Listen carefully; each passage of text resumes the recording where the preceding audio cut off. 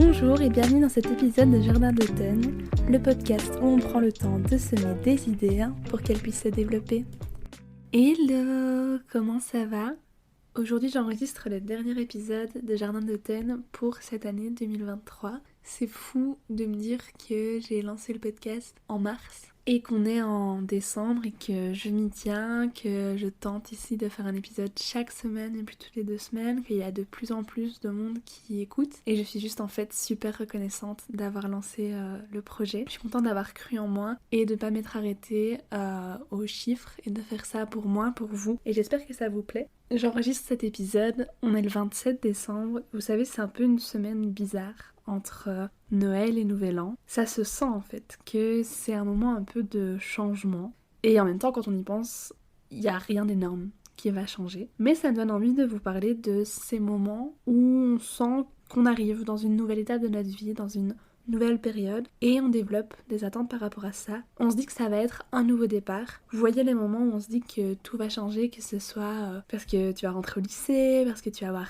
18 ans, parce que tu commences l'université, que tu as ton premier appart, que tu as 20 ans, que tu vas avoir ton premier job, tes premiers pas dans la vie d'adulte, ou parce que c'est le nouvel an. Et à chaque fois en fait il y a ce sentiment qui est lié, ce truc que tu vas rentrer dans une nouvelle période qui est spéciale, que les choses elles vont changer, que c'est le moment pour prendre un nouveau départ.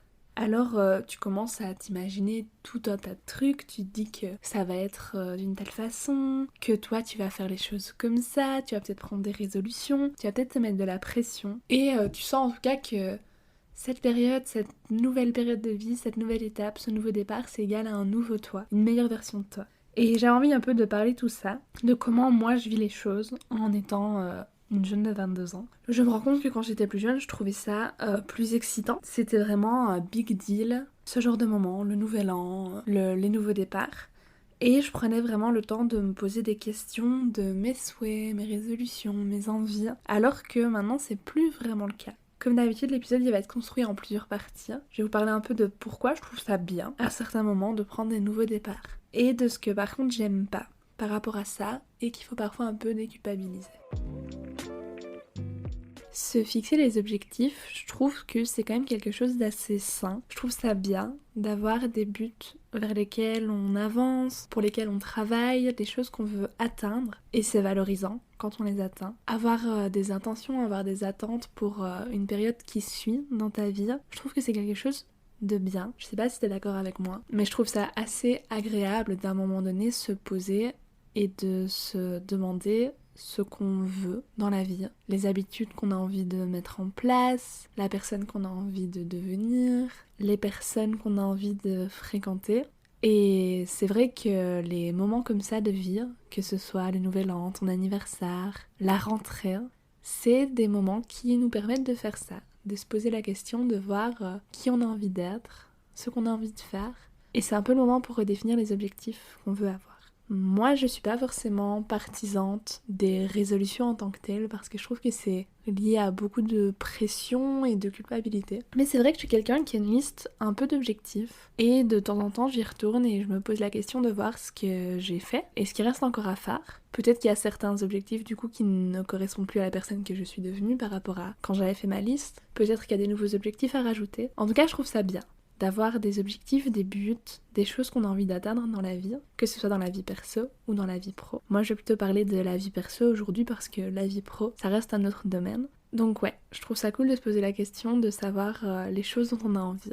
Et je pense que pour pouvoir avoir réponse à ça, pour se fixer des objectifs qui sont un petit peu plus personnels, je pense qu'il faut partir vraiment de ses valeurs, de ce qui est important pour nous, vraiment important pour nous, et après partir de là. Moi je sais que je fais pas d'objectif pour 2024, mais j'ai été revoir cette fameuse note dans mon téléphone que j'ai fait l'année passée, et dedans c'est beaucoup des objectifs par rapport à moi et par rapport à mes relations. Dans les objectifs qui sont plutôt liés à moi, c'est le fait d'essayer de manger mieux et de bien m'hydrater, d'avoir du temps dédié à moi, que ce soit un bain, un film, un livre, le podcast, avoir un moment vraiment pour moi où je suis off du reste et je dépends pas des autres.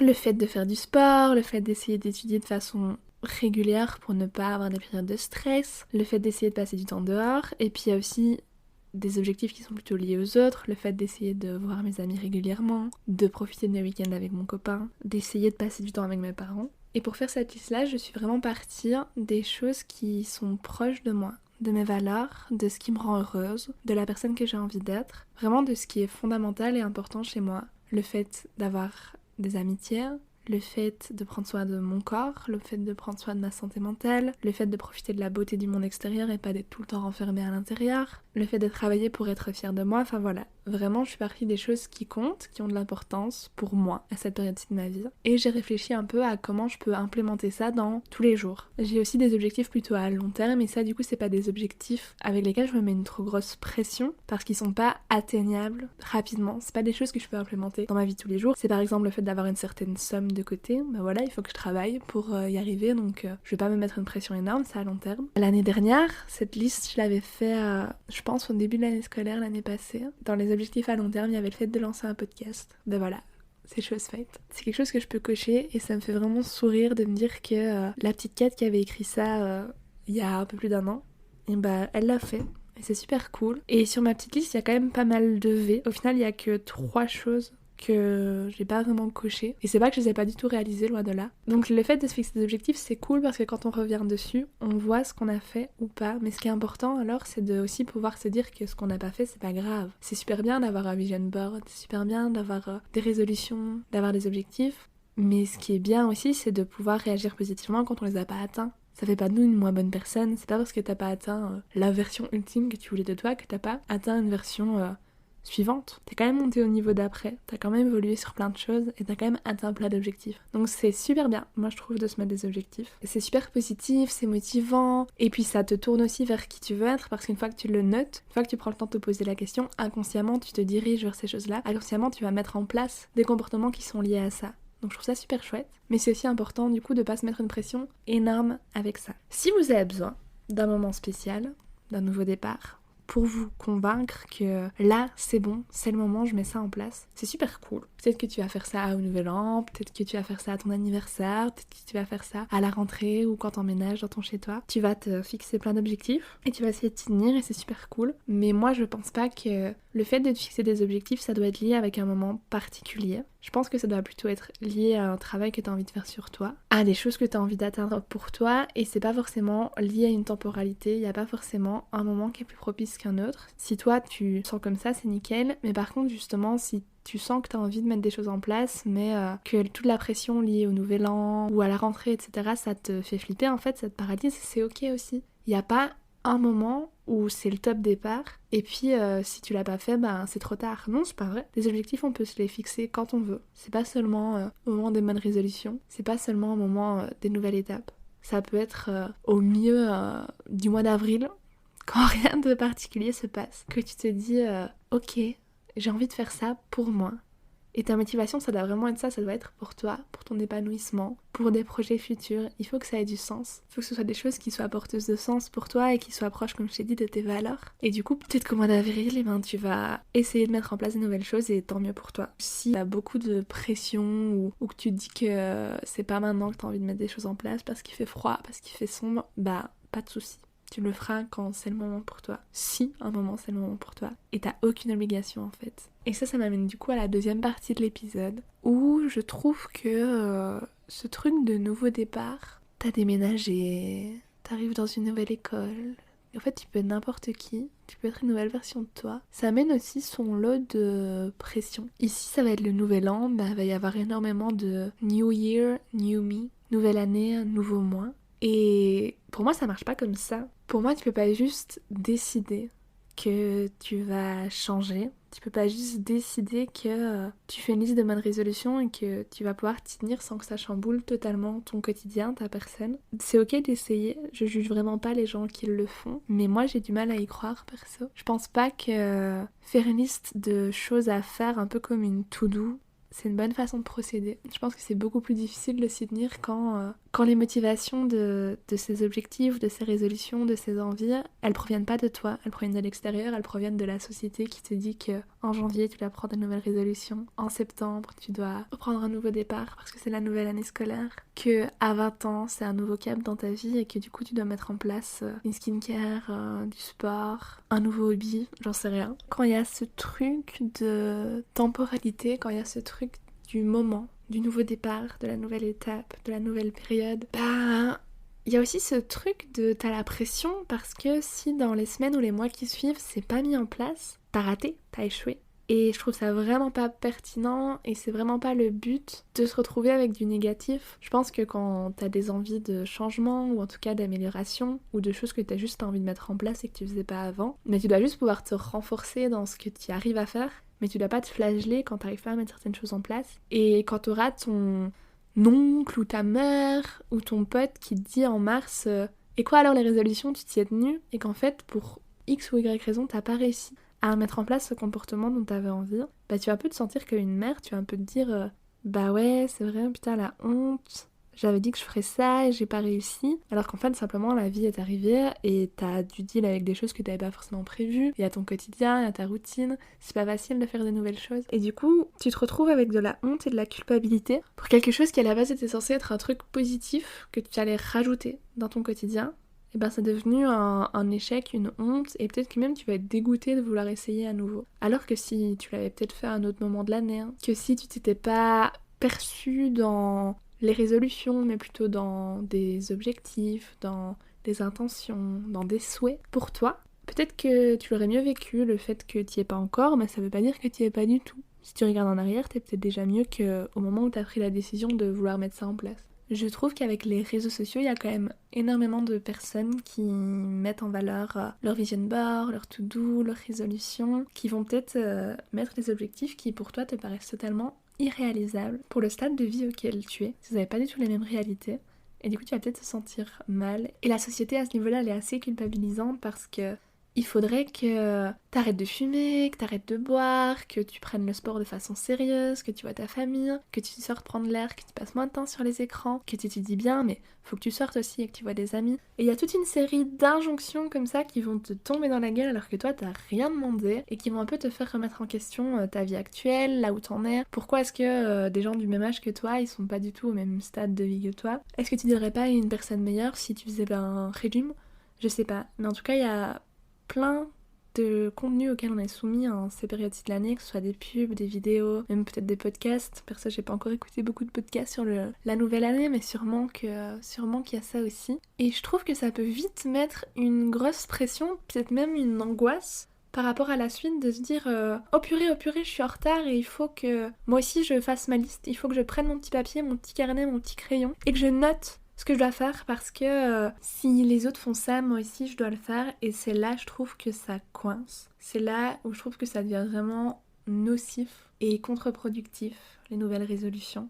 C'est quand tes objectifs ils viennent pas de toi, mais viennent des autres. Quand c'est la société qui te dit ce que tu dois faire pour toi, alors qu'en fait la seule personne qui sait ce qui est le mieux pour toi, c'est toi. Donc si tu sens que t'es un peu happé dans ce tourbillon-là tu culpabilises parce que t'as l'impression que on te dit tout ce que tu dois faire et que ça te met une pression parce que tu te retrouves à penser changer certaines choses dans ta routine, que ça te rend même pas heureuse, tu te dis que tu vas prendre un abonnement à la salle de sport alors qu'en fait t'adores courir, essaie juste d'aller courir un peu plus si tu veux faire un petit peu plus d'activité physique, mais te prends pas un abonnement à la salle si t'aimes pas ça. Tu te dis peut-être qu'il faut absolument que tu deviennes végétarien cette année, c'est une super résolution, mais dans les faits ça va peut-être être un petit peu compliqué pour toi à ce moment-là. Parce que t'es tout seul, financièrement c'est compliqué, ou parce que justement t'es dans ta famille et que c'est pas possible pour le moment de faire des repas différents.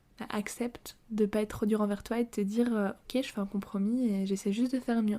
Je trouve que faire mieux, c'est déjà super. Il faut pas être parfait. Être parfait, ça peut être contre-productif parce que si on n'atteint pas nos objectifs, on va s'arrêter, on va être déçu, on va être frustré, on va être triste. Alors que si juste on arrive à voir qu'on a fait mieux, je trouve ça c'est déjà super cool. Et pour essayer de voir justement où t'en es par rapport à ces objectifs que tu t'es peut-être fixés, c'est bien d'essayer de pouvoir les mesurer, de te rendre compte dans les faits comment est-ce que ça se passe. Si t'avais envie de faire plus de sport en septembre à la rentrée, regarde un peu le nombre de séances de sport que t'as fait chaque semaine, est-ce que ça a vraiment augmenté ou pas? Et si c'est pas le cas, est-ce que c'est toujours un objectif qui a de la valeur pour toi, qui a de l'importance pour toi? Si oui, comment est-ce que tu pourrais faire pour l'améliorer?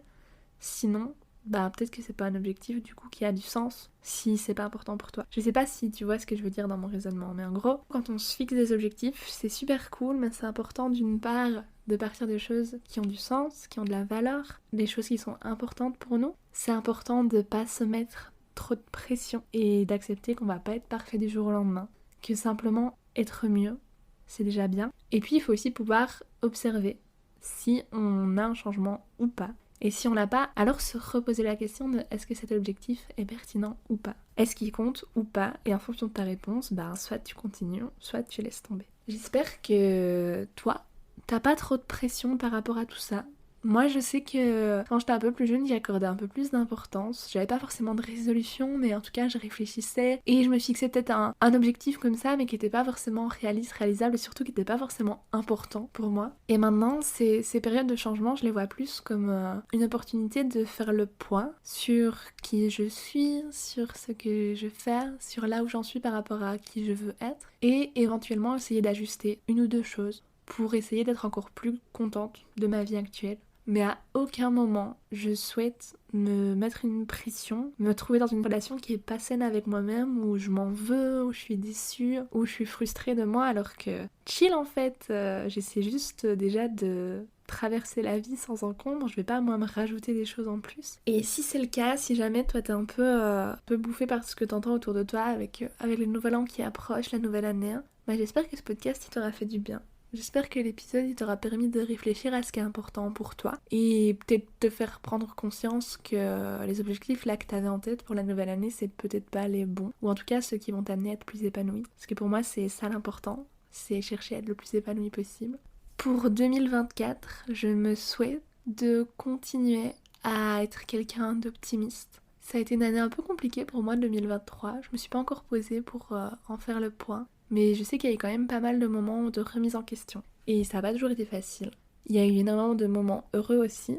Mais du coup pour 2024, je me souhaiterais de rester optimiste et dans les moments qui sont un petit peu plus sombres, de me rappeler qu'il faut rechercher le bonheur autour de soi. Je me souhaiterais aussi beaucoup de bonheur dans les relations, que ce soit amicale, familiale ou amoureuse, que tout se passe bien et que je reste entourée de personnes aussi bienveillantes que les gens qui sont autour de moi. Je me souhaite de finir mes études comme il faut. J'espère avoir mon diplôme sans trop mal vivre mon mémoire ou les derniers examens ou tout le stress qui va y être lié. Juste que la dernière ligne droite se passe paisiblement.